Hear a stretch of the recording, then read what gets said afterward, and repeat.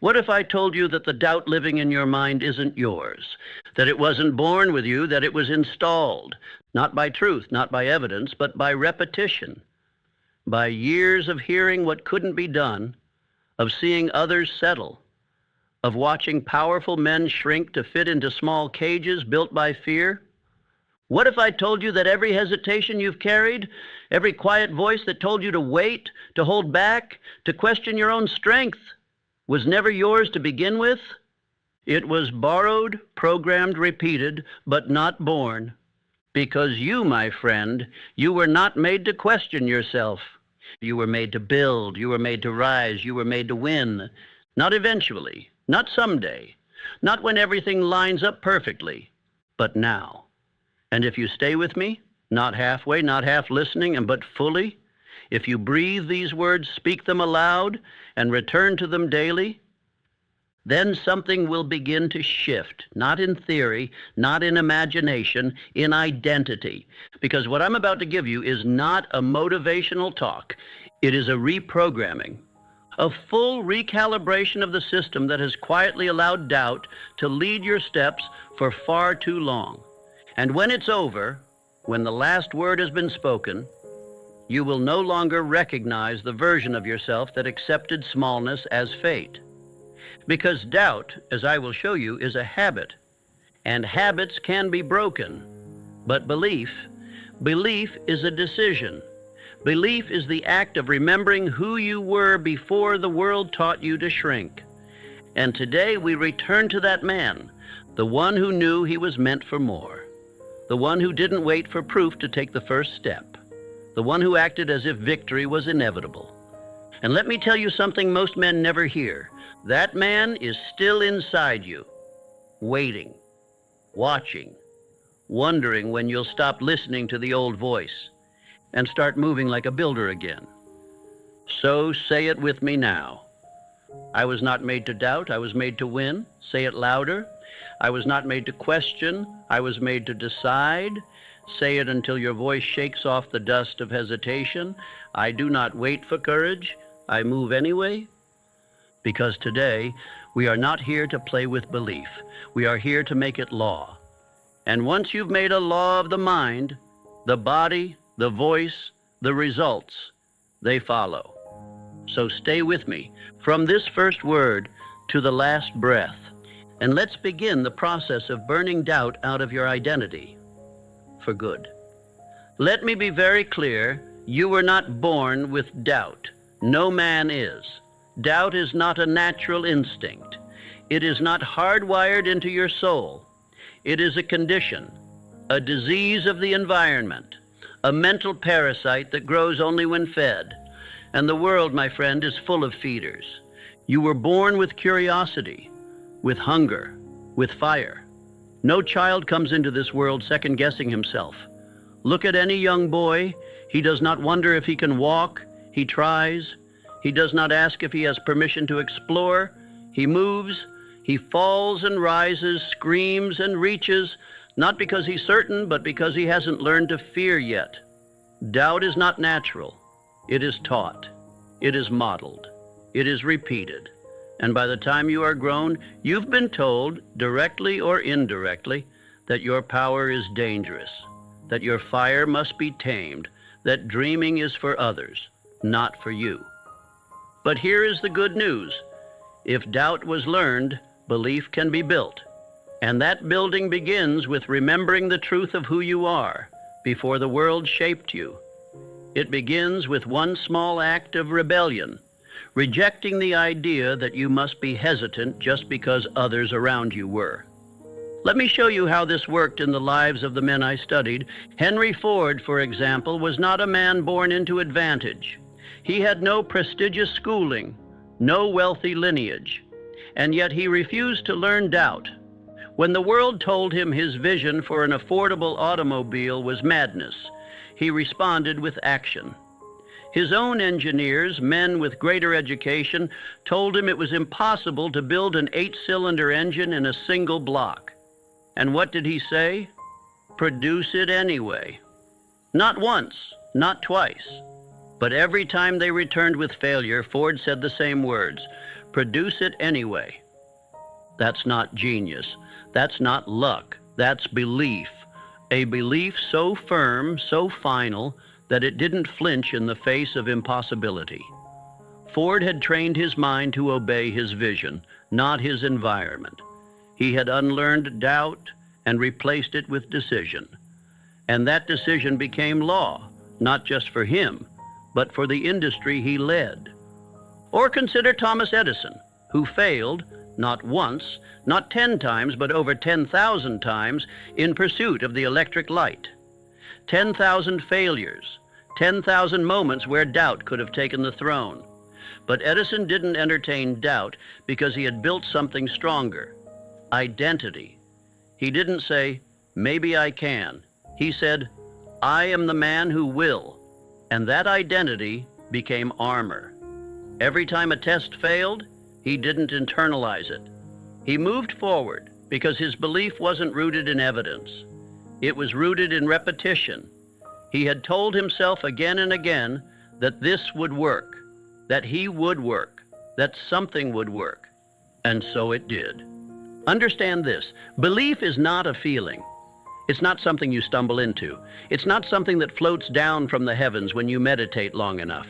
It is built, the same way a bridge is built, the same way a habit is built, through consistent daily acts of decision and discipline.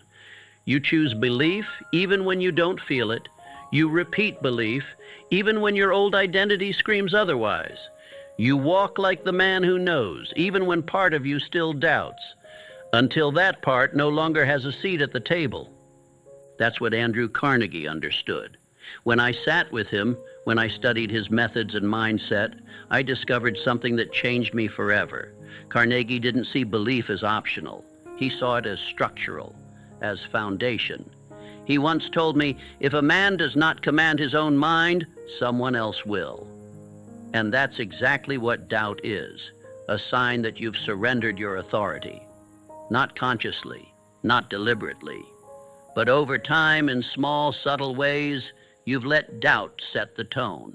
But that ends now, because now you are awake. Now you know the origin of the doubt you carry. It wasn't born with you. It was given to you, and now you are giving it back. Say this out loud. Doubt is not mine. I refuse to carry it. Say it again. I do not live by hesitation. I live by decision. This is how you begin, not by feeling powerful, but by speaking power, by walking with posture that reflects certainty, even before certainty has taken root. Because the subconscious does not obey logic, it obeys repetition. And every time you move like a builder, speak like a leader, act like a winner, you are building belief. The man you were meant to be, he's already in you. He's just waiting for the noise to stop.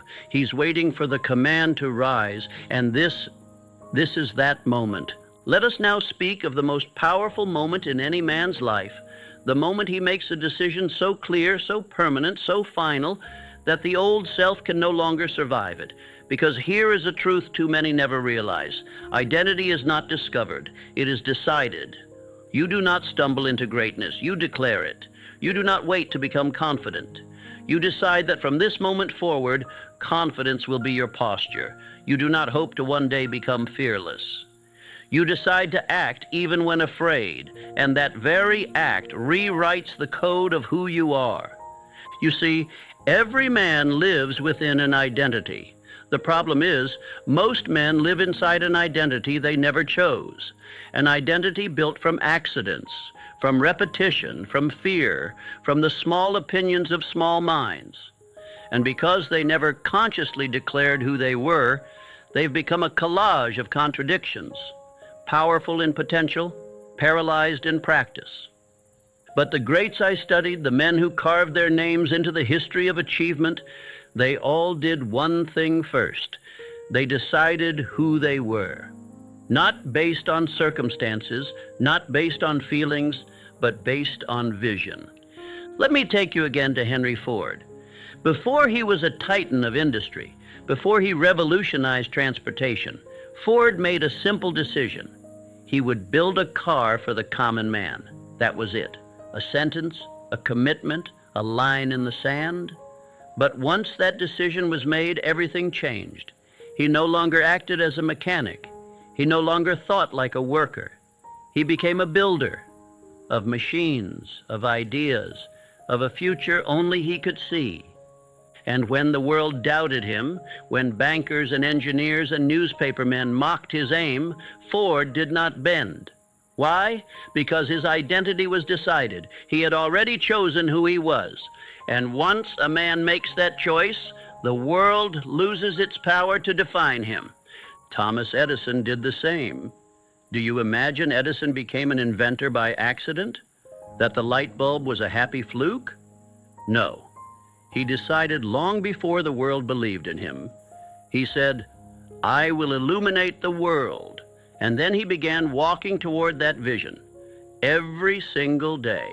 When others called him a fool, when failure visited him daily, when results did not arrive for years, he moved forward anyway. Because in his mind, the result had already happened. He was simply catching up to it. Understand what I'm telling you. Results follow identity, not the other way around. If you believe that you must prove yourself before you can claim greatness, you've already lost. The men who rise are the men who decide to rise.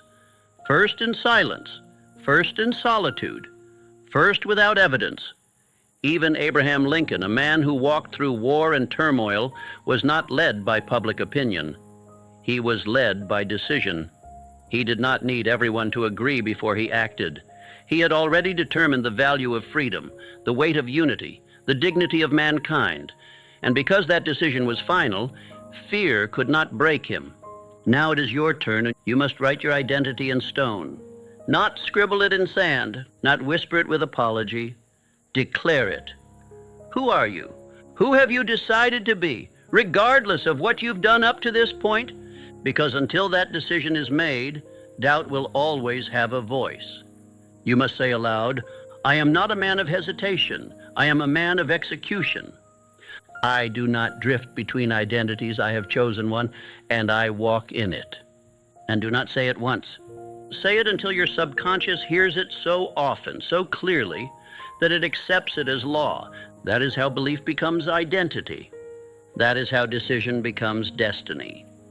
Let me offer you a ritual, the same one I saw in the lives of Carnegie, Schwab, Ford, Edison. Each morning before the world speaks, you speak. You declare who you are. You speak your identity aloud, not with hope, but with authority. You write it, you repeat it, you move in alignment with it, even when you don't yet feel like it. Because feeling will follow form. You must form the identity, and the emotion will rise to support it. Carnegie used to say, "A man's habits are simply his beliefs in motion." And what are habits but repeated actions born from a chosen identity? The man who sees himself as a king does not move like a servant. The man who has decided to lead does not wait for consensus. The man who knows he is meant to win does not flirt with doubt. He moves, and with every step his identity deepens until he becomes a force. So I ask you now, what have you been waiting to decide? What version of yourself have you postponed? What identity are you pretending is not yours to claim? Let that end here. Today you decide. You write the new name. You declare the new frame. You burn the bridges to the old self and never look back. Let this be the line. From this moment forward, you do not doubt, you decide, and the world, it adjusts. There is a moment in every man's journey where the greatest progress comes not from a new step forward, but from cutting off the way back. You see, movement without commitment is not progress. It is dabbling. It is dipping a toe into destiny while keeping one foot anchored in doubt. But no empire was ever built by a man who kept a backup plan for mediocrity. No legacy was written by the one who kept the exit door open just in case it got hard. The men I studied, Carnegie, Edison, Ford, Lincoln, they all understood a simple, sobering truth. If you leave the bridge standing, fear will always tempt you to cross it. The phrase "burn the boats" has become cliché. but it was not cliché for those who lived it. Let me take you to a true story. Hernan Cortez, the Spanish conquistador, landed on the shores of Mexico in 1519 with a handful of men to face an empire that vastly outnumbered him. And what did he do upon arrival? He burned the ships that brought them there, not because he was reckless, but because he understood human nature. When the mind believes there's a way out, it never fully commits to the way forward. And though I do not romanticize conquest, the principle remains timeless. You must destroy the exit if you want to force destiny to open the door ahead. This principle is not only true in war, it is true in your daily life. Henry Ford did not say, "We'll try this automobile idea, and if it doesn't work, we'll go back to making carriages." Number. He staked everything. When he committed to the Model T, he shut down production of every other car his company was making, against the advice of his board, against the fear of his peers. He simplified, he streamlined, he focused, and in doing so, he created a revolution in manufacturing.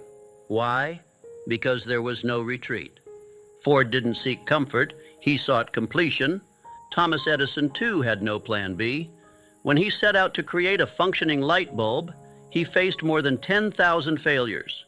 But each attempt was made with the resolve of a man who had already sealed his fate. He once said, "I have not failed. I've just found 10,000 ways that won't work." That is not the voice of a man who left the door open to quit. That is the voice of a man who locked it, threw away the key, and set fire to the room behind him. Andrew Carnegie, as a young immigrant with nothing but a job in a telegraph office and a mind full of ambition, decided early that poverty would not have the final word. He did not pursue wealth as a wish. He pursued it as a necessity, not for greed, but for impact. He devoted himself to mastery of industry, management, communication. When he committed to steal, he committed with everything. He was not dabbling.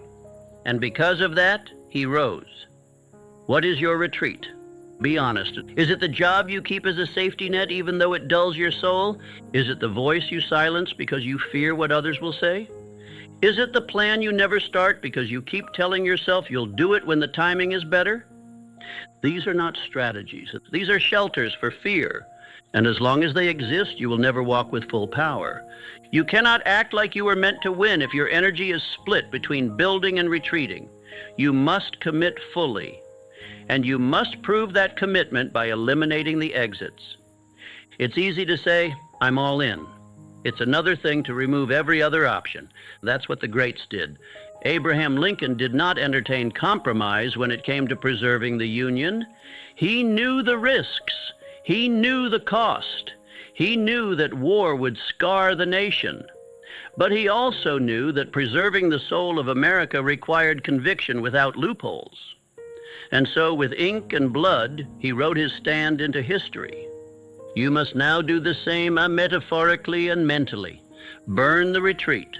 Let fear scream. Let doubt panic. Let the old self cry out in protest, but do not go back. Delete the maybe. Delete the someday. Delete the "if this doesn't work, I'll..."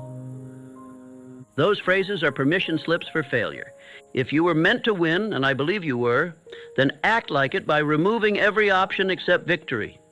Even when it's slow, even when it's lonely, even when no one claps, especially then. Because once you make the decision and seal it with action, something shifts. Your mind stops negotiating, your energy stops scattering, your spirit sharpens, and the world starts to bend. Say it aloud. There is no retreat. I have made my decision, and the door behind me is gone. I move with finality. I act without escape. These words must not be spoken once. They must be repeated daily until your body forgets what it felt like to doubt. This is not about drama.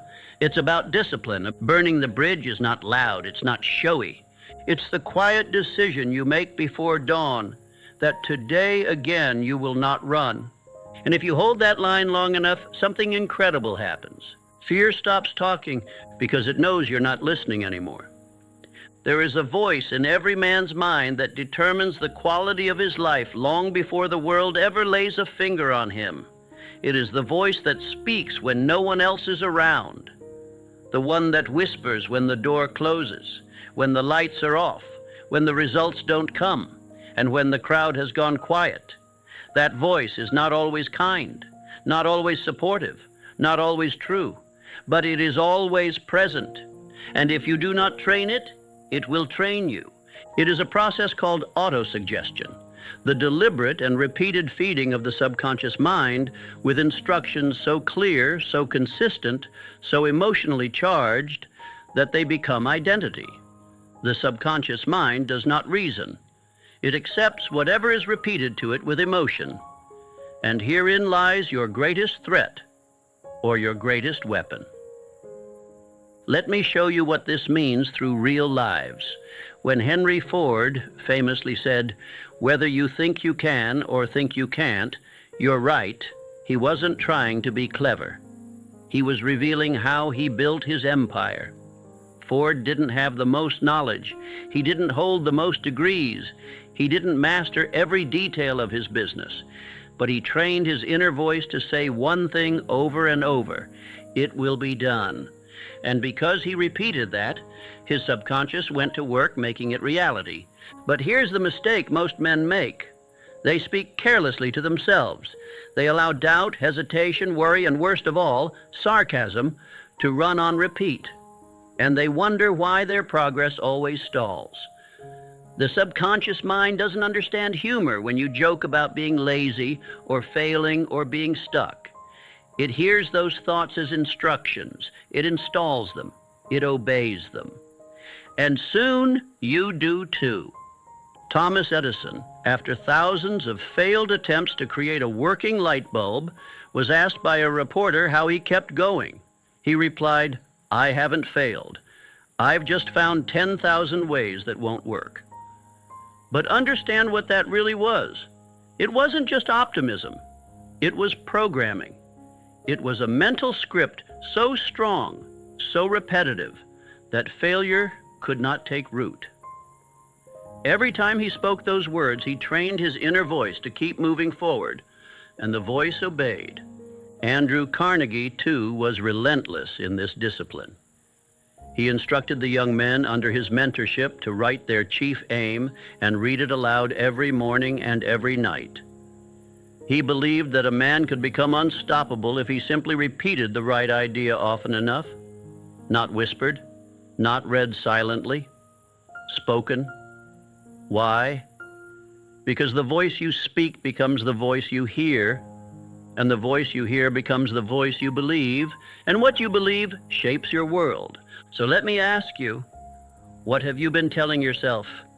When no one's watching and results aren't showing, what do you say? "I'm tired. This probably won't work. Maybe I'm not the type.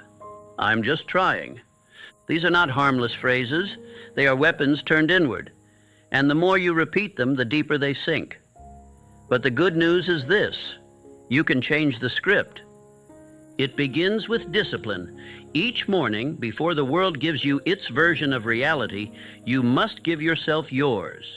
You must look yourself in the mirror and declare, "I act before fear has a voice. I do not drift. I do not delay. I am the kind of man who keeps his word, even when no one is watching." And again, at night, just before sleep, when the mind is soft, when the subconscious is open, you speak your aim, you speak your identity, you speak your next move. Why? Because the mind remembers what it hears last. This is not motivational fluff. This is neurological reality. It is how the brain wires thought into habit, how the habit becomes instinct, and how instinct becomes destiny. Even Charles M. Schwab, in the height of his industrial leadership, was known for his unmatched optimism. But it wasn't blind. He had trained his focus. He avoided negative language. He redirected failure. When others panicked, Schwab reframed. That mental strength didn't come from birth, it came from repetition. You must now create your own script, a handful of phrases, spoken with intensity, repeated with conviction, not generic affirmations you found in a book, your words, your beliefs, written with fire. Let me help you begin. I do not explain my power, I execute it. My actions train my mind to believe. I am not waiting for motivation, I move with discipline. Write them, speak them, repeat them daily. And here's what will happen. The inner voice that once wavered will harden. It will sharpen. It will begin to speak with clarity, even when things feel uncertain. And when that happens, everything changes. You will no longer talk yourself out of action. You will talk yourself into motion. You will no longer entertain excuses. You will interrupt them with new instruction. You will no longer doubt your identity. You will reinforce it with every breath. This, right here, is how you kill the doubt. You don't wait for it to leave. You drown it in truth. You replace the old voice. You install a new one. And once the subconscious accepts that new voice as dominant, doubt will knock, and your mind will not even hear it. Because the inner voice is too focused, too decisive, too trained to look backward. So I challenge you, make this speech your ritual, and not just once, but again, and again, and again. Because repetition is how we become. There comes a moment in every man's life where he must choose. Will I follow how I feel, or will I follow what I've decided? Most men, without knowing it, live under the rule of emotion. They act when it feels good. They pause when it feels hard. They speak when they're confident. They hide when they're uncertain. And they wonder why their life never becomes what it was meant to be. But the builders, the producers, the titans of history, they lived by a different compass. They were not governed by moods, by opinion, or by fear disguised as logic. They moved by faith. They didn't wait to feel brave. They acted before courage arrived. They trusted what they decided more than what they felt. Let me explain this clearly. Faith is not some mystical energy floating in the ether. Faith is a mental attitude, a muscle, a discipline. It is built like a wall, brick by brick, through repetition, decision, and the refusal to waver. And most importantly, faith is a choice. You do not need a reason to believe. You choose to believe, and the reason will follow. Henry Ford embodied this. He was told repeatedly by engineers, financiers, and supposed experts that his ideas were impossible, that the public wouldn't want a car, that an 8-cylinder engine in one block couldn't be done. And yet, he replied every time with a simple command, build it anyway. Why? Because his belief wasn't based on the external world. It was born inside him. He installed faith through repetition, through forward motion, through refusing to entertain contradiction. Ford didn't always feel strong, but he always led himself like he was. That is the key. You do not need to feel the faith. You need to move like it's already there. Thomas Edison failed thousands of times on his journey to create the electric light, but he was never broken. Why? Because he had already decided that success was inevitable. And once that decision was installed, he no longer needed external validation. Each failure wasn't a sign to stop. It was evidence that progress was being made. That is what faith looks like. Not emotion, but identity backed by action. Now let me speak plainly. Most men confuse emotion with guidance. They think that if something feels heavy, it's a sign they should stop. If it feels uncertain, they assume it's the wrong path. But listen to me now. Discomfort is not a red light. It is the toll you pay to walk the road of greatness. Abraham Lincoln knew this well. He was elected president during a time when the nation was fracturing. His choices would determine not only the fate of the United States, but the fate of slavery. His cabinet was divided. The nation was at war. and the voices around him grew louder and louder with doubt. But Lincoln did not flinch. He wrote the Emancipation Proclamation, not because he felt the support, but because he believed in the mission. He moved on faith, not emotion, and that's what made him great. Emotion may feel real, but it lies often. It speaks in the language of the past. It echoes your old habits, your old identity, your old doubts. But faith speaks from the future. Faith speaks from the man you decided to become, not the man you used to be. That is why I empathize repetition so deeply, because repetition creates faith. The more you speak belief, the more you act from it, the more it becomes your default. And once it becomes your default, emotion loses its grip. So I ask you now, who is leading your life? Is it the man who acts on fire, on vision, on purpose? Or is it the man who waits until he feels good to make a move? You must make the decision today. I lead from faith, not from feeling. That means you show up even when you're tired. You speak truth even when your voice shakes. You follow through even when the results haven't yet arrived. Why? Because faith is not about evidence. It is about conviction. Let me give you a practical way to live this out. Every morning, declare your beliefs out loud. Not what you feel, but what you choose to believe. I act before I feel ready. I am not a slave to emotion. I command emotion. I walk by faith because the man I am becoming is already real. Then move immediately, without debate. You build faith not by thinking about it, but by acting as if it were already yours. And yes, you will feel resistance. Yes, the old thoughts will rise, but they are ghosts. You do not negotiate with ghosts. You replace them with fire. This is the same process Charles M. Schwab used when building the foundations of U.S. Steel. He wasn't always certain of the outcome, but he carried himself with certainty. He knew that people don't follow emotion. They follow conviction. And the only way to carry conviction is to practice it daily. So train yourself to move without needing to feel perfect. Say this now. I do not trust the voice of emotion. I trust the voice of purpose. I do not wait to feel powerful. I act until I am powerful. I lead myself. I do not follow the wind. Repeat these every morning. Let them take root. Let them replace the voice that once led you to pause. Let them become the soundtrack of your actions. Because the man who leads from emotion will always be led by fear. But the man who leads with faith, he becomes unshakable. He becomes unstoppable. He becomes inevitable. Let us now continue to the next part, because faith must always be matched with action. Not random motion, but decisive execution. There is a law that governs all progress, and it is this: indecision is the seedbed of fear. It is not failure that paralyzes a man. It is not rejection. It is the simple refusal to choose. And I tell you plainly, no man who hesitates can ever lead himself. He will be led by circumstances, by emotions, by the opinions of others, by the inertia of yesterday's version of himself. But the man who decides, the man who moves, that man becomes a force.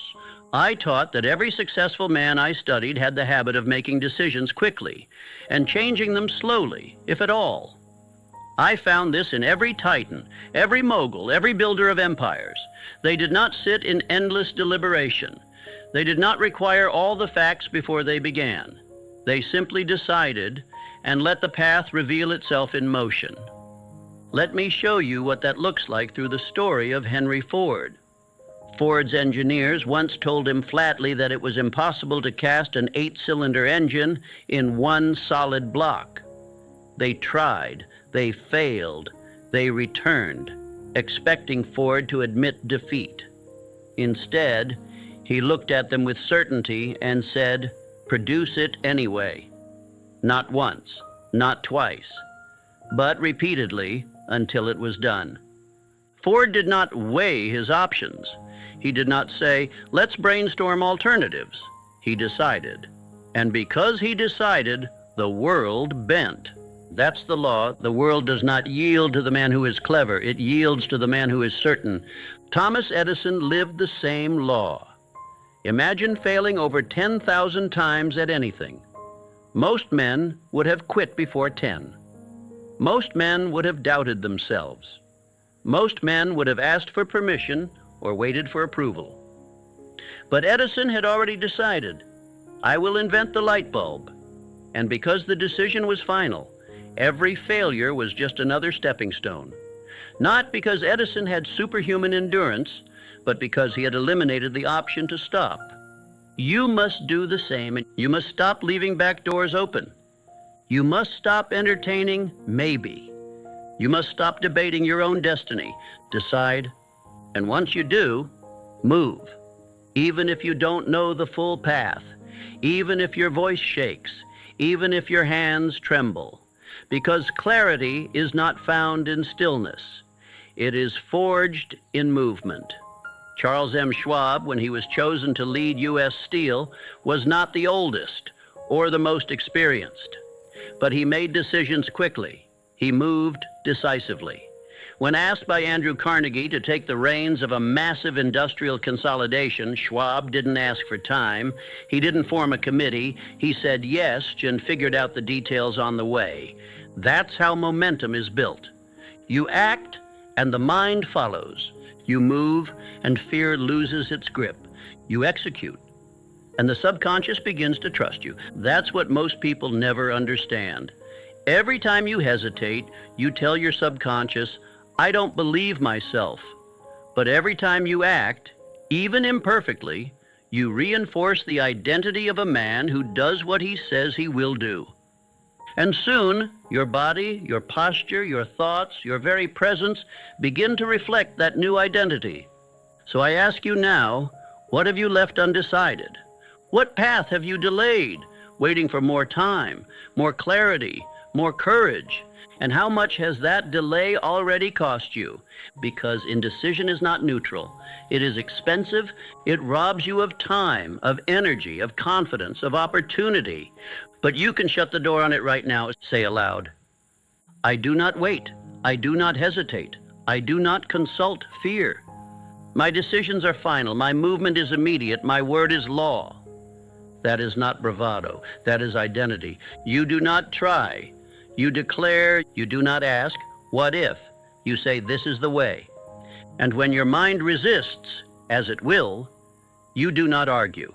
You move. Action is your answer. Every day you delay is another day fear grows stronger. But every day you decide and follow through, you become more powerful than hesitation itself. Let me give you a simple framework.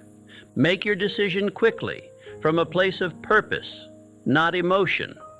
Move immediately. Do something, anything that confirms the decision. Refuse to reopen the decision unless new facts demand it, not new feelings. Reaffirm daily through repetition. I am a man who moves. I am a man who leads. I am a man who acts. That is how the mind is retrained. That is how confidence is installed. That is how fear is removed, not all at once, but in the daily habit of movement. Even Abraham Lincoln, in the darkest moments of the Civil War, acted. He did not have unanimous support. He did not have clear signs of victory. But he signed the Emancipation Proclamation because he had already decided that slavery must end and the Union must endure. And that's what gave him the strength to lead, not popularity and not consensus. Decision, final, immovable, sacred. And that same power is available to you now, but only if you're willing to shut the door on delay. Say it one more time. I decide quickly. I act without apology. I do not explain who I am. I demonstrate it. Now move. Pick the thing you've delayed. Make the call. Take the step. Close the loop. Because the man who moves first wins. And the man who wins is no longer afraid. Let us now go deeper into the next part. There comes a moment in every man's life when the voice of doubt must be silenced. Not debated, not reasoned with, not comforted, but killed, not with softness, not with patience, but with the force of a man who has had enough, because doubt is not something you manage. It is something you starve, and you starve it with faith, with repetition, and with a fire so hot it burns the old version of yourself to ash. Understand this first. Doubt is not truth. It is habit. A reflex you've rehearsed so often, you began mistaking it for wisdom. But it was never your guide. It was never your protection. It was just fear, dressed up in more intelligent clothing. And if you don't name it for what it is, you'll keep calling it being realistic, thinking ahead, or protecting yourself, when what you're really doing is betraying the man you were born to be. You must decide now. Doubt dies here, not tomorrow, not gradually. Now, let me show you how the great ones did it. Abraham Lincoln, the man who held together a torn nation, did not live without fear. He was ridiculed, hated, attacked. He buried his own child during his presidency. He led in chaos, and yet he chose belief every single day. He repeated his purpose in silence. He wrote letters he never sent. He walked alone. But in those moments of solitude, he reaffirmed his mission, not with certainty in outcome, but with certainty in identity. That he was the man to carry this burden, that he must be. Andrew Carnegie, born into nothing, stood in a world run by titans, by giants. He had no pedigree, no special connections. But he carried one advantage, definiteness of purpose, and with it he drowned doubt in repetition. He wrote and spoke his chief aim daily, until the thought of failure simply didn't belong in his mental atmosphere anymore. That's not arrogance. That's mental discipline. That's how a boy from a telegraph office became the richest man in the world. Henry Ford faced endless waves of opposition, from the press, from engineers, from the government. But none of their doubt ever entered his system. Why? Because his internal repetition was louder than their external noise. He told himself what was possible over and over again, until that belief hardened into steel, and that steel built empires. You are not different. The only thing separating you from those men is what you allow to repeat inside your own mind. And I say again, doubt is not real. It is a shadow, a recording, a loop playing on repeat in a man who forgot to change the track. So you must now overwrite it. Not with positivity, not with hope, but with identity. Speak this aloud. I do not argue with doubt, I replace it. I do not let fear speak twice, I silence it with action. I do not shrink, I do not flinch, I do not rehearse weakness. Because the more you rehearse belief, the more your nervous system adapts to that as normal. It doesn't matter how long you've doubted. It doesn't matter how deep the rut is. Repetition rewires everything. But here is what you must understand. Doubt will not die gently. It is an addiction, and it will fight for its life. It will whisper again in the quiet hours, in the moments of fatigue, in the pauses between progress. And when it does, you do not engage. You return to your script. You return to your command. You return to the truth you are now installing. I do not live in hesitation. I move in fire. My belief is louder than my fear. My repetition is my shield. My identity is my weapon. Let this next line burn into your chest. You are no longer allowed to be the man who doubts. He is gone, buried. We do not negotiate with his voice. We do not make room for his excuses. We do not check in on him when times get hard. He had his turn, and he wasted it. Now it's your turn. And the man you've chosen to become, he walks differently. He doesn't need to feel ready. He moves because he said he would. He doesn't need to see the full plan. He trusts the law of motion. He doesn't fear failure because his identity is rooted in action, not outcome. So say it with finality now. I do not need more time. I need more fire. I do not entertain doubt. I enforce belief. I do not delay, I dominate. Let your new identity be sealed through repetition, through daily decision, through the refusal to let the old voice breathe. This is your moment, not just to hear this speech, but to repeat it until it becomes your default, until your subconscious no longer recognizes the old you, until doubt doesn't know where to find you anymore. Because the man who wins, he doesn't need 1,000 answers, and he just needs to know who he is and walk like it's already done. So walk and don't look back. The man you used to be, he's not coming with you. Let him die in silence, and let the man of fire rise in his place. Let us end here, not with applause, but with command. Repeat this speech, repeat your belief, repeat your identity until the old self cannot survive. What if you could walk through the world untouched, not because the world is kind, but because your mind is impenetrable? What if no insult could trigger you, no chaos could shake you, no setback could break you? What would your life look like if fear, doubt, and anger no longer had a voice? If rejection, failure, criticism, none of it could reach the core of who you are? You see, the goal is not to live in a world without adversity. The goal is to become someone the world cannot disturb, someone whose strength isn't loud, but still, calm, centered, someone who moves like water, unbothered, unfazed, unbreakable. Let me make this clear from the start. Fear is not the enemy. Anger is not the enemy. Life will throw fire at you. Let it. The enemy is reaction. The true weakness is letting the world pull your strings like a puppet. Every time you flinch, every time you lash out, every time you spiral, it's not the world that won. It's your lack of discipline. But that ends today. This is not a motivational speech. This is a recalibration, a shift in the way you think, act, and carry yourself.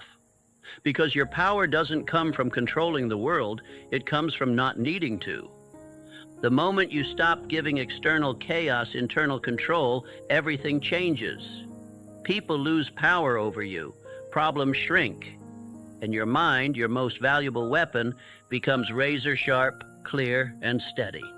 In the next few minutes, we're going to destroy the illusion of control, reveal the hidden cost of emotional reactivity, and give you a blueprint for becoming someone who lives and acts as if nothing affects them.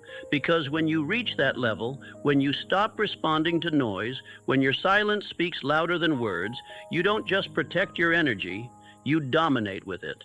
So breathe deep, center yourself, and let's begin the transformation. From today forward, the world no longer controls how you feel. You do. We grow up believing that if we work hard enough, plan well enough, think long enough, we can control everything. But that belief, though comforting, is a lie. Life is chaos by nature.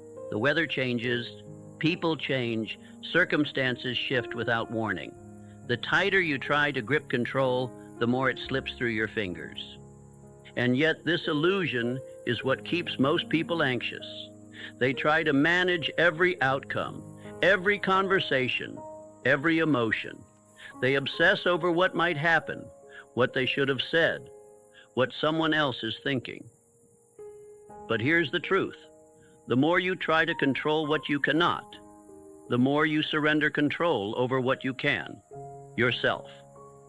There are only two things you truly own in this life: your actions and your attitude. That's it. Everything else, your job, your relationships, your reputation, your plans, is subject to external forces. Trying to control it all is like yelling at the wind. It exhausts you, frustrates you, and leaves you powerless. You must learn the discipline of detachment. Not apathy, not giving up. Detachment. The ability to remain calm while the world moves around you. The ability to observe without needing to intervene. The ability to let go of what you can't shape and instead shape what you can. Your mindset, your habits, your response. Most people are so reactive they don't even realize how controlled they are. One harsh comment ruins their entire day. One minor inconvenience sends them spiraling. One rejection has them questioning their worth. That's not strength, that's slavery. You're not free if your peace can be stolen by something as small as someone else's opinion. But there's a different path, a path of internal mastery, where you shift from asking, how can I control the world, to how can I command myself? And when you walk that path, you begin to experience something rare, stillness, a calm in the middle of the storm, a power that doesn't come from domination, but from indifference to chaos. Understand this: control is not force. It is freedom from needing force. You let people be who they are, and you remain who you are. You let life unfold as it does, and you stay rooted. You stop trying to manage every emotion, every reaction, every outcome, and instead you become unshakable. Because the strongest man in the room is not the one who speaks the loudest. It's the one who doesn't need to speak at all. The one whose silence says, I am not moved. I am not rattled. I am not afraid. That's the power we're building here. And it starts by killing the illusion that you need to manage anything but yourself.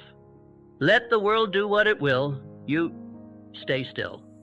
Most people live in a state of constant reaction. They don't respond to life. They react to it. Like a pinball, they're tossed around by every word, every situation, every glance, every piece of bad news. Someone cuts them off in traffic. Anger. A text goes unanswered. Anxiety. A post online. Instant judgment. And with each reaction, they lose a little more power, a little more control, a little more of themselves. Reactivity is the death of personal power. Why? Because when you're reactive, you're not deciding. You're being controlled. You're not living from intention. You're living from impulse. Your emotions dictate your behavior. Your environment dictates your peace. And the result, you become fragile, easily triggered, easily thrown off course. You live at the mercy of everything around you. Think about how much time you've wasted because of reactivity.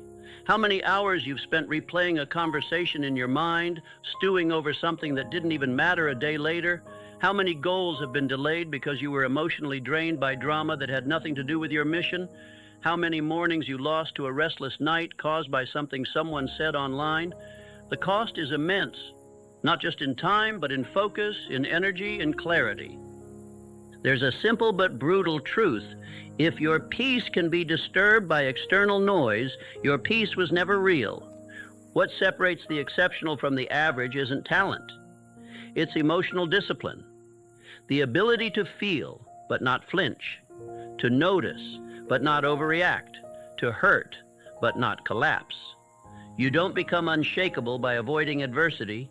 You become unshakable by choosing stillness when adversity shows up. And here's something even more important. Every time you react emotionally, you are reinforcing a loop in your brain, a habit, a neural pathway that says, when this happens, I lose control. And if you don't disrupt that pattern, it becomes your identity. You stop seeing yourself as calm and focused, and you start believing you're just emotional. Just sensitive, just someone who can't help it. But you can help it.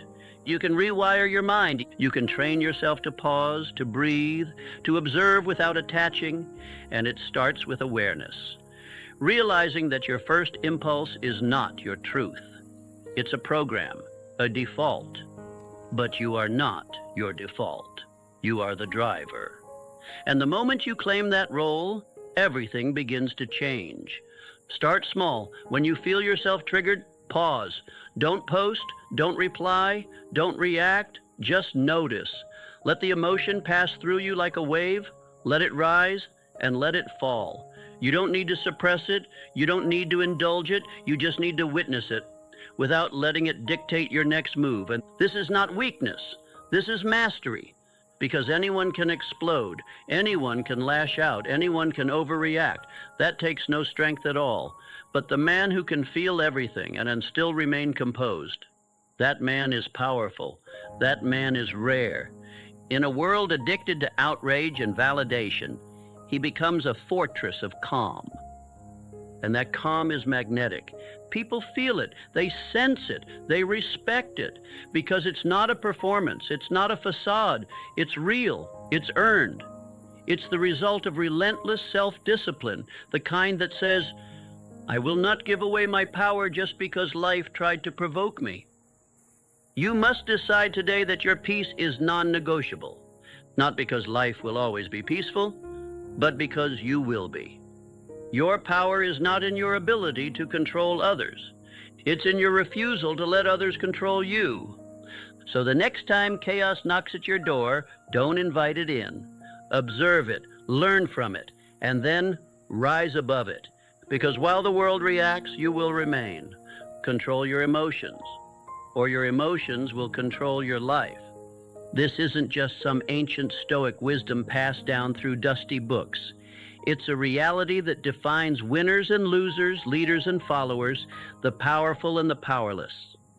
Emotional control is not about pretending you don't feel. It's about ensuring that what you feel doesn't own you. Most people are ruled by emotional reflexes: anger, fear, anxiety, jealousy. They feel something, and without pause, they act on it. They speak words they later regret. They make decisions based on temporary feelings. They sabotage relationships, delay their progress, or abandon their path, all because their emotions dictated the moment. But the strongest men and women, the ones you admire, they don't react. They respond. They've trained their minds to create space between the feeling and the action. And in that space, they make powerful choices. Understand this clearly. Emotions are information, nothing more. They're not commands. They don't get to steer your ship. They simply tell you what's happening inside. But it's your job to decide what you do with that information.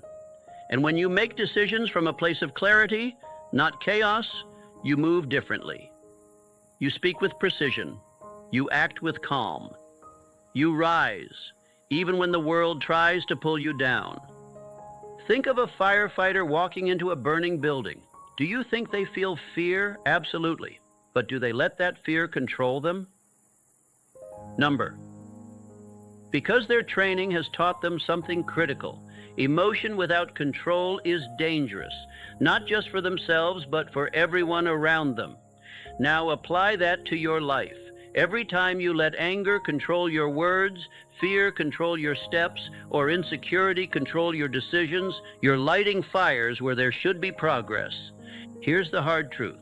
Most of your suffering doesn't come from the situation itself. It comes from how you react to it. You get cut off in traffic. It lasts 5 seconds. But if you replay it in your head for hours, whose fault is that? The emotion was real. But the suffering? That was a choice. You have to begin mastering the art of detachment. Not from people, not from goals, but from the need to emotionally react to everything. The strongest mindset is not one that avoids feeling. It's one that feels deeply, but doesn't crumble under the weight. Think of a warrior in battle. The chaos is all around him, the noise, the fire, the confusion. But the warrior moves with intention, with calm. He knows the mission. He doesn't let the emotion of the moment consume the clarity of his vision. That's what you must become in your own life. A warrior of discipline, calm in chaos, focused in adversity, unmoved by the noise. And here's something else. Emotional control makes you magnetic. Because in a world of people constantly reacting, lashing out, blaming, complaining, the one who stays calm, composed, grounded, that person stands out. That person commands respect without needing to demand it. Their presence speaks louder than anyone's anger ever could. So how do you build this control? You practice. You put yourself in situations that test you, and you train yourself not to flinch. When someone insults you, pause before reacting. When fear rises, breathe before deciding. When pressure builds, focus before speaking. This isn't easy at first. Your nervous system is wired for quick reaction, but with repetition, you rewire your brain.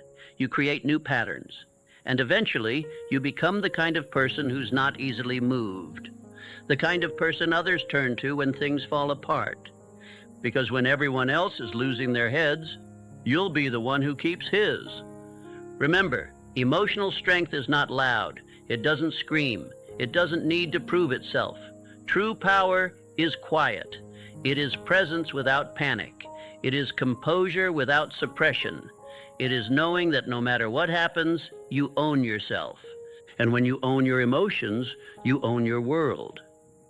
So the next time fear knocks, the next time anxiety whispers, the next time your anger tries to take the wheel, pause, breathe, and remind yourself, I am not what I feel, I am what I choose. Indifference isn't apathy, it's not carelessness, and it's certainly not weakness. True indifference, trained detachment, is a powerful form of self-protection and personal mastery. It means you care deeply about your mission, your values, your growth. But you do not let external chaos, criticism, or emotion dictate your behavior. It is a discipline of the highest order. Most people live at the mercy of what others say, think, or do. One comment ruins their day. One glance of disapproval sends them spiraling. One failure becomes their identity. But the rare few, the unshakable ones, they've trained themselves to be emotionally independent. Their peace is not up for negotiation. If you want to become fearless, you must develop this skill. The ability to not flinch when the world tests you. The ability to remain focused when you're ignored, rejected, or misunderstood. The ability to move forward without external validation. But let's be clear, indifference doesn't mean you don't feel. It means you don't react. It doesn't mean you don't care. It means you care more about your purpose than your popularity. You're not cold, you're clear. You don't detach to escape reality. You detach to master it. Think of a boxer in the ring. When he gets hit, he doesn't panic. He doesn't stop to argue with the crowd. He doesn't whine about how unfair it is. He keeps moving. He keeps thinking. Because emotional outbursts don't win fights. Composure does. You must apply this to your life. Your arena may not have ropes or gloves, but it's a battlefield all the same. People will provoke you. Setbacks will sting. Life will push you around just to see how you respond. If you take it all personally, you lose. But if you train yourself to observe without attachment, to hear without absorbing, to feel without flinching, you become untouchable. Controlled detachment allows you to keep moving when others freeze. It gives you the distance you need to make decisions based on truth, not triggered emotions. And it keeps your energy clean, because when you stop reacting to every little thing, you stop leaking your power. So how do you train this? You start by identifying your emotional triggers. What gets under your skin? What distracts you? What pulls you away from your mission? Write them down. Get honest. Then expose yourself to them on purpose. If criticism bothers you, read criticism. If being ignored bothers you, put yourself in situations where no one notices. If failure rattles you, fail often. And learn to keep going. This is how warriors are made, not in theory, but in deliberate pressure. Next, practice the pause. Before reacting to anything, and pause, count to 5, take a breath, ask yourself, does this deserve my energy?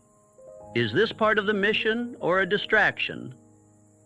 Most of the time, you'll find your first impulse isn't the wise one. That pause rewires your brain. It turns reactivity into response. And finally, remember this mantra. Not everything requires my reaction. Just because it happened doesn't mean you need to comment on it. Just because you feel it doesn't mean you need to express it. Silence is not weakness. Sometimes it's the highest form of strength. Because the world expects you to react. That's what keeps you in check. That's what keeps you spinning your wheels, emotionally drained, mentally foggy, easily manipulated. But the one who masters indifference, He becomes a storm in stillness. You want to lead, build something great, break through fear and create a legacy? Then train this muscle every single day. Refuse to be controlled by cheap emotions. Refuse to chase approval. Refuse to fight battles that don't advance your mission. When you no longer need applause, you move faster. When you no longer need agreement, you move freer. When you no longer fear rejection, you become dangerous in the best way possible. Because no one can stop a man who doesn't stop for anything. So start now. Begin your practice. When someone offends you, let it pass. When your ego feels bruised, let it bleed in silence. When the world tests you, smile, nod, and stay the course. Your detachment isn't indifference to life. It's allegiance to your purpose. And that is a rare, unstoppable kind of power. Chaos is inevitable. The world is unpredictable. People are unreliable. And life throws punches when you least expect them. You cannot stop the storm, but you can become the kind of person who doesn't flinch in the rain, the kind who doesn't collapse when everything feels like it's falling apart, the kind who is centered, even when the ground is shaking. This is not just mindset work. This is mental warfare. Because in today's world, distractions are endless. Fear is constant. And overstimulation is a daily enemy. So if you want to rise above average, if you want to command your energy instead of leaking it, you must train your mind to be still, focused, and unshakable. But let's be real. No one is born with this. It's not something you wake up with. It's something you forge. You create it the same way you build physical strength, through consistent, targeted repetition under pressure. The first step, learn to separate stimulus from response. This is what most people never master. Something happens, they react. Someone criticizes them, they lash out. Plans fall apart, they panic. But power begins the moment you insert space between what happens and how you choose to respond. That space is your superpower. In that space, you breathe. In that space, you think. In that space, you remember who you are and what you're here to do. It's in that gap, the moment between impulse and action, that your future is shaped. Because the reactive man, he's a slave to his emotions, to his environment, to the chaos around him. But the centered man, the grounded man, he is free. So how do you train this space? Start small. Every time something triggers you, a rude comment, a delay, a problem, pause. Breathe through the first wave of emotion. Label it. Name it without judgment. This is frustration. This is anger. This is fear. Why? Because naming emotions disarms them. It moves you from feeling to observing. And the moment you become the observer, you reclaim your power. Next, develop a daily grounding practice. This can be meditation, deep breathing, journaling, cold exposure, physical stillness. It doesn't matter which you choose. What matters is that you create a ritual where your mind learns to sit still no matter what storms are raging outside. And don't just wait for chaos to test this. Simulate it. Train under stress. Push yourself physically. Challenge yourself mentally. Create tension on purpose, and then practice staying centered within it. Navy SEALs don't learn to be calm during war by reading books. They train under fire. You must do the same with your mind. Here's another technique. Eliminate the drama. Cut it out of your language. Cut it out of your stories. Cut it out of your self-talk. Most people exaggerate their stress. They add fuel to their own fire. This is a disaster. I can't handle this. Everything is going wrong. That kind of language destroys your center. It inflates problems and shrinks your confidence. Instead, speak with precision, with calm, with clarity. This is a challenge, but I've handled worse. This isn't ideal, but I'll find a way. Train your words, and you train your mind. And finally, remember this. The storm is not the problem. Your reaction to the storm is. The market crashing, someone leaving, a plan falling apart, those are externals. They come and go. But the real battle is internal. If you can remain calm in chaos, you win before the game even begins. Because calm is not weakness. Calm is control. Calm is clarity. Calm is the edge most people will never have because they are too busy being ruled by panic, by noise, by every crisis that comes their way. You must be different. You must become the eye of the storm, where everything swirls around you, but you remain still, still in your vision, still in your values, still in your mission. So every day practice the pause, discipline your breathing, ground your focus, and remind yourself, Ari, I do not serve the chaos, I serve the mission. Let others panic, let others spiral. You move forward, quiet, clear, focused. That's the mindset that builds empires. That's the mindset that destroys fear. Because fear thrives in chaos, but it starves in calm. And when your calm becomes consistent, your power becomes undeniable. Let's get one thing straight. Being unbothered doesn't mean you're emotionless. It means you've mastered your emotions so well that they don't master you.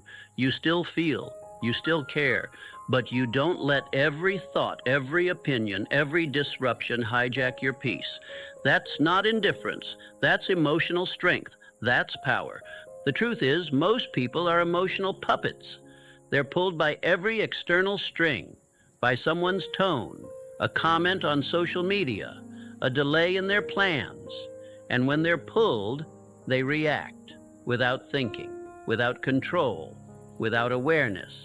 That's how most of the world lives, on edge, easily rattled, quick to spiral, constantly explaining, defending, proving. But the person who becomes unbothered, they break that cycle. They step out of the game. They stop reacting to everything. They realize something essential. Emotions are messengers, not masters. And once you understand that, you stop obeying them blindly. Here's how the transformation begins. Awareness. You cannot control what you don't recognize. So the first step is to catch yourself in real time.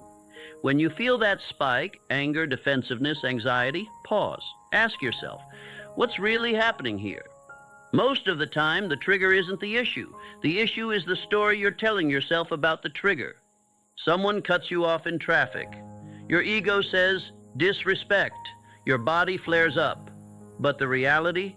It's a car changing lanes, nothing more. The meaning you gave it, that's where the chaos begins. This is the secret weapon of the unbothered. They detach from the narrative. They don't assign dramatic meaning to every situation. They've trained themselves to see things as they are, not as their emotions paint them. That doesn't mean they're cold. It means they're wise. It means they've learned that overreacting drains energy, burns bridges, and destroys clarity. And they refuse to give that power away. But here's the key. Emotional control isn't built during peace. It's built during war. You won't develop this strength when everything is going your way. You'll develop it when everything is not. When someone tests your patience. When plans fall apart. When the pressure is on, that's when you train. And in that moment, you have a choice. Do you escalate or do you observe? Do you respond from impulse or from intention? Do you match chaos with chaos or do you remain calm while others unravel? The unbothered don't seek revenge. They don't clap back. They don't prove points to people who aren't even listening. They simply move in silence. They protect their energy like a sacred currency because they know every reaction is a transaction.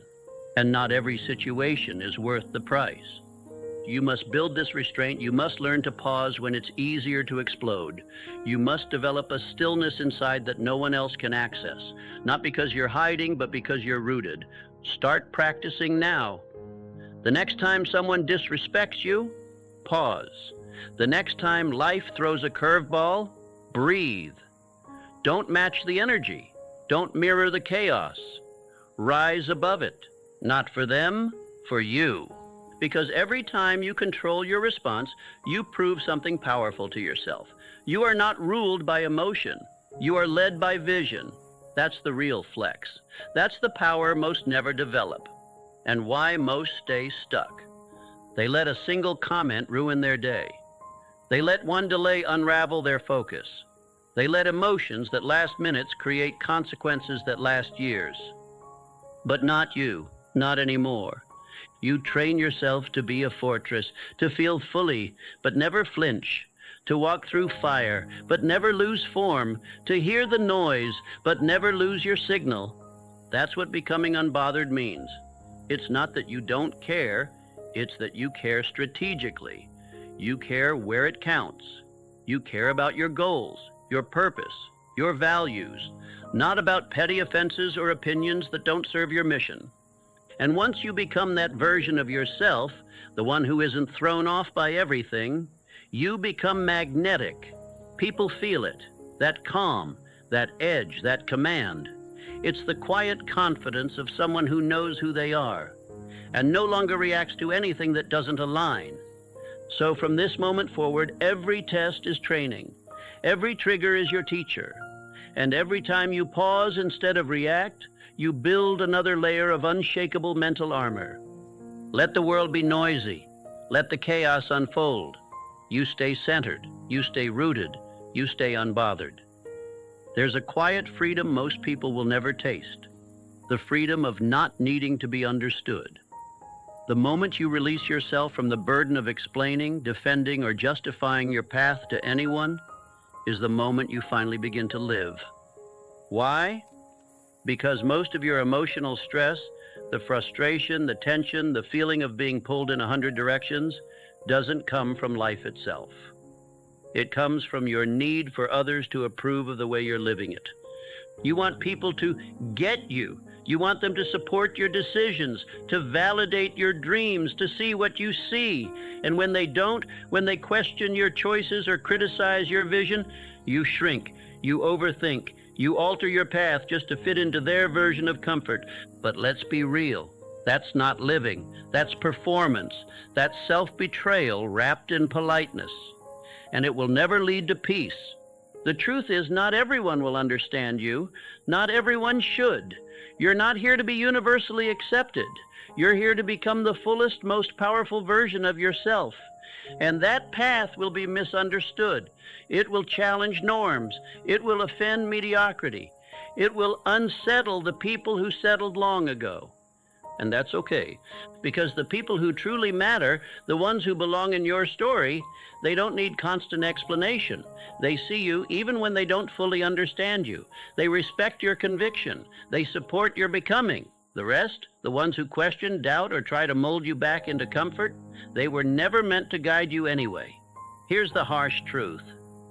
The need to be understood is often a disguised need to be liked. You're not explaining yourself for clarity. You're explaining yourself for approval. You want people to say, "Ah, now I get it," so you can feel safe in their acceptance. But safety is not your goal. Growth is. And growth requires risk. It requires you to stand alone, to walk a path that others may not see, to trust your inner voice when the outer world falls silent, or worse, turns against you. So how do you break free? You develop the courage to be misunderstood. You train yourself to keep moving even when people whisper, even when they label you too intense, too ambitious, too different. Because in reality, what they're saying is, "You're making me uncomfortable by not playing small like I did."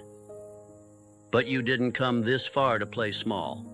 You didn't overcome the storms of your past just to sit politely in someone else's expectations.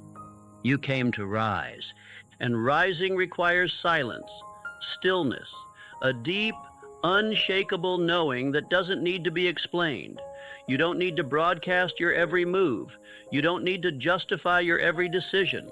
You simply move with intention, with purpose, with peace.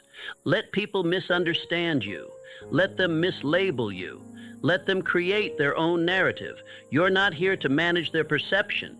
You're here to master your mission. Because when you stop needing to be understood, your energy becomes yours again. You stop leaking power through explanations. You stop seeking external applause for internal alignment. You stop waiting for others to get on board before you act. And suddenly, everything gets lighter.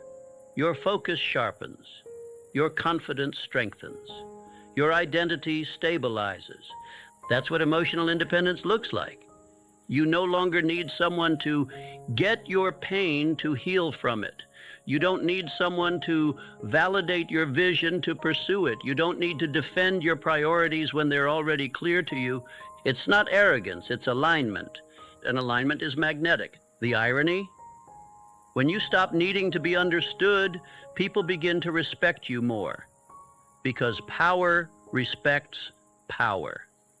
And nothing is more powerful than a person who knows who they are and moves like it, quietly, consistently, unapologetically.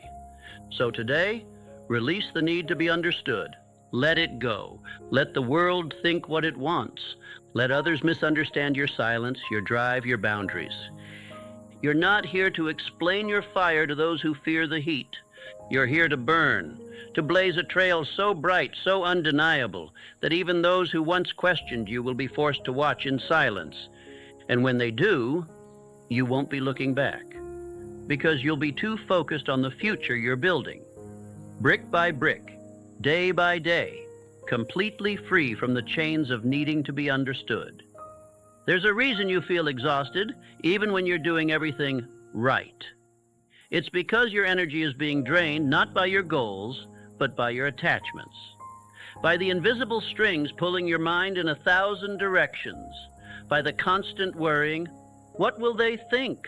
What if they don't like it? What if I mess up and everyone sees? That fear, the fear of judgment, the fear of disappointing someone, the fear of not fitting their narrative, it's like carrying a weight that's not even yours. And the truth? Most people carry that weight their entire lives, never questioning it, never dropping it, just adjusting to the burden and calling it normal. But you're not here for normal, you're here for freedom. And freedom starts with detachment. Detachment doesn't mean you don't care.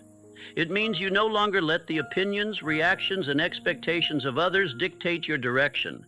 It means you are no longer emotionally handcuffed to people who haven't earned that power. See, the world teaches you to chase approval like it's oxygen. From the moment you could speak, you learned that applause meant good job and criticism meant do better. So you became addicted to validation.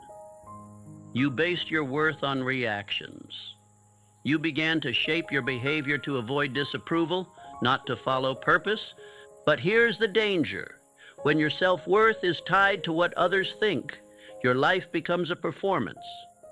You begin editing your truth. You hesitate.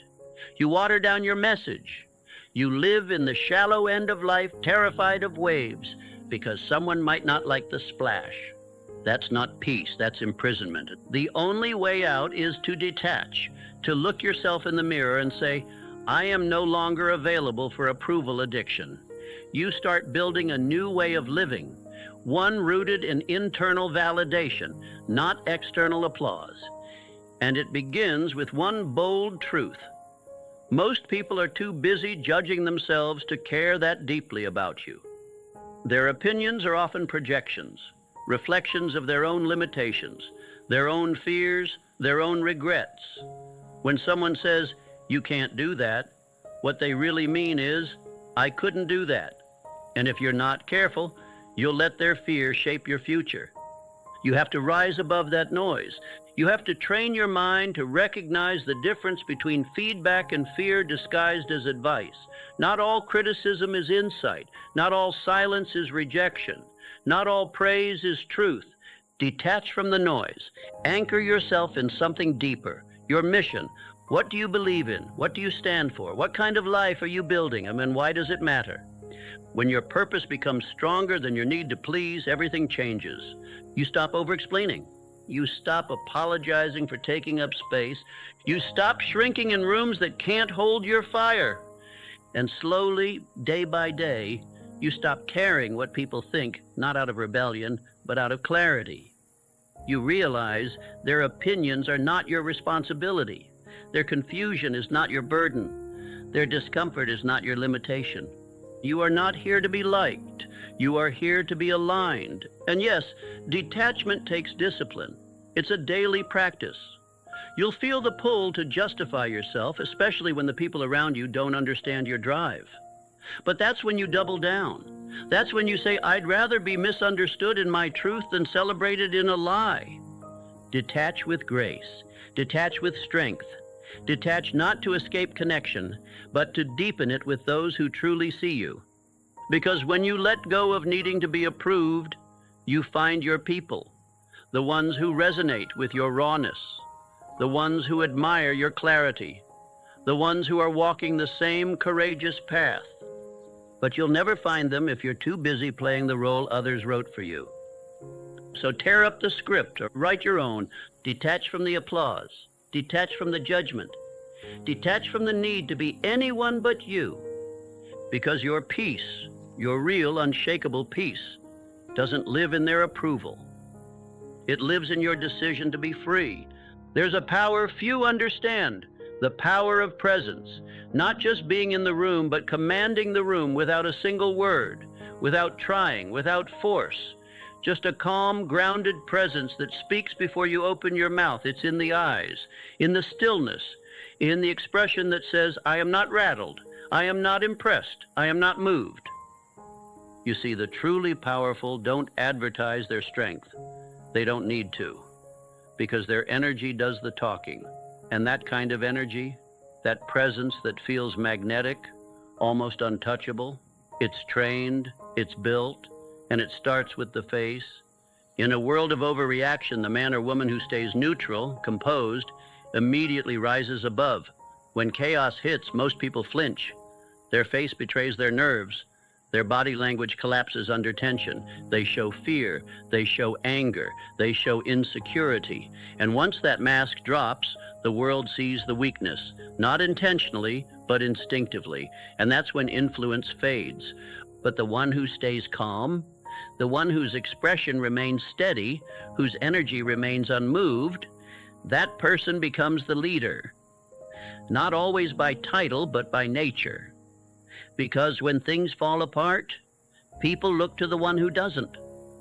So how do you train that? How do you build a face, a presence that radiates control? It begins by mastering the reaction gap, that tiny moment between stimulus and response, when someone disrespects you, when something surprises you, when tension rises. The average person reacts emotionally, but the disciplined one waits. They don't show what they're feeling. No, not right away. They observe, they breathe, they choose their reaction instead of surrendering to it. This is not suppression. This is strategy, because not every feeling needs to be seen. Not every emotion deserves an audience. You start by practicing in silence. Notice your thoughts. Notice how quickly your face reacts to frustration or stress.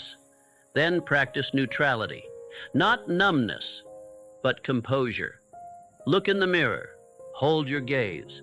Practice delivering calm responses even when your heart is racing. Train your nervous system to feel the fire, but not show the smoke. Over time, this becomes identity. You become the one who doesn't flinch, not because you're fake, but because you've mastered your energy. Think of Navy SEALs. Think of elite athletes in high-pressure moments. Think of CEOs sitting across billion-dollar negotiations. Their faces are still. Their voices calm. Not because they don't feel the weight, but because they've trained to carry it without collapse. That's what earns respect. That's what makes you unstoppable. And don't confuse this for arrogance. Stoicism is not coldness. It's clarity. It's the refusal to let external chaos dictate internal peace. And when you walk with that energy, with that quiet, grounded confidence, people notice. They respect you more. They trust you more because they see consistency. They see strength. But this isn't just for other people. This is for you. Because the more calm you appear, the more calm you become. Your mind follows your body. your nervous system responds to your cues. And when you hold your frame, your energy realigns around that control. The truth is, life will test you, publicly, privately, unfairly. But your job is not to react like everyone else. Your job is to lead, even if it's just yourself, especially when it's just yourself. So the next time you feel the urge to lash out, to over-explain, to let emotion pour out, pause, breathe, ask, what would the strongest version of me do right now? And act accordingly. That's how you become the one who leads the room without speaking. That's how you become the one others can't shake. That's how you become the calm in the storm. Not because you avoid the storm, but because you are the storm, contained. Train your face, train your energy, train your presence. And watch how the world begins to treat you differently, not because you shouted louder, but because you didn't need to. That's presence. That's power. And that's the beginning of becoming truly untouchable. So let me leave you with this. You don't need the world to be quiet in order to find your peace. You don't need people to treat you gently in order to be calm. And you certainly don't need perfect conditions to walk with power. What you need is already within you. The discipline to pause, the strength to let go, and the courage to act like nothing can shake you. Because the truth is, nothing can unless you let it. The opinions, the noise, the judgment, the setbacks, none of it can touch a person who's chosen stillness over reaction, clarity over chaos, and purpose over emotion. You don't become untouchable by avoiding pain. You become untouchable by walking through the fire again and again and realizing it can't burn what you've already forged in truth. You are not here to be reactive. You are not here to explain yourself. You are not here to live small, fragile, and constantly triggered. You are here to lead, to rise, to remain grounded when the ground is shaking, and to move with such deep conviction that the world adjusts to you, not the other way around. This is how you begin to live as if nothing affects you. Not by pretending to be unbothered, but by becoming so focused, so internally anchored, that nothing outside of you holds the power to change your direction. If this message lit something inside you, don't walk away from it. Subscribe now, because we're just getting started. And when you're ready to go even deeper, watch the next video. You're not just building a mindset, you're building a legacy. And it starts with this choice. Right here, right now. Stay grounded, stay focused, and never give your power away again. Act as if nothing affects you.